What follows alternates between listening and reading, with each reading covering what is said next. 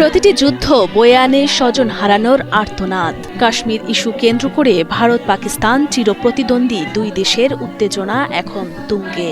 সম্প্রতি একে অপরের বিরুদ্ধে চালানো হামলায় মানুষ থেকে মসজিদ বা মন্দির রক্ষা পাচ্ছে না কিছুই।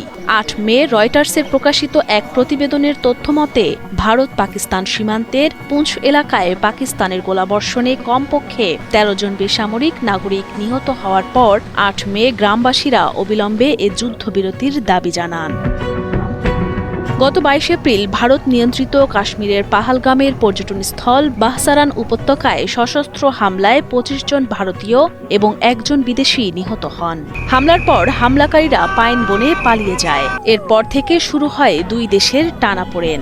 ৮ মে বিবিসির দেওয়া তথ্যমতে ভারতের হামলায় পাকিস্তানে মৃতের সংখ্যা বেড়ে দাঁড়িয়েছে ৩১ জনে এবং আহত ৩৭ জন।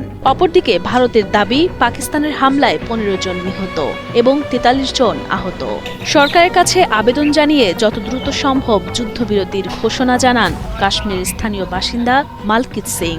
ভারত ও পাকিস্তানের মধ্যে বর্তমান উত্তেজনাকর পরিস্থিতি নিয়ে উদ্বেগ প্রকাশ করেছে যুক্তরাষ্ট্র, যুক্তরাজ্য, রাশিয়া, চীন, জাপান, ফ্রান্স, তুরস্ক সহ নানা দেশ এবং জাতিসংঘ ও ইউরোপীয় ইউনিয়ন। পাকিস্তানের কেন্দ্রীয় সরকার ভারতের হামলার জবাব দেওয়ার হুঁশিয়ারি দিয়েছে। তবে দেশটির প্রতিরক্ষামন্ত্রী খাওয়াজা মোহাম্মদ আসিফ নিউ ইয়র্ক টাইমসকে দেওয়া সাক্ষাৎকারে বলেন, পাকিস্তান উত্তেজনা কমানোর জন্য প্রস্তুত। পাকিস্তানকে সতর্ক করে ভারতের পররাষ্ট্রমন্ত্রী এস জয়শঙ্কর ইরানের সাথে এক যৌথ কমিশন বৈঠকে জানান, ভারত পরিস্থিতি ইচ্ছাকৃত না বাড়ালেও কোনো সামরিক আক্রমণের মুখে দৃঢ় প্রতিক্রিয়া জানানো হবে।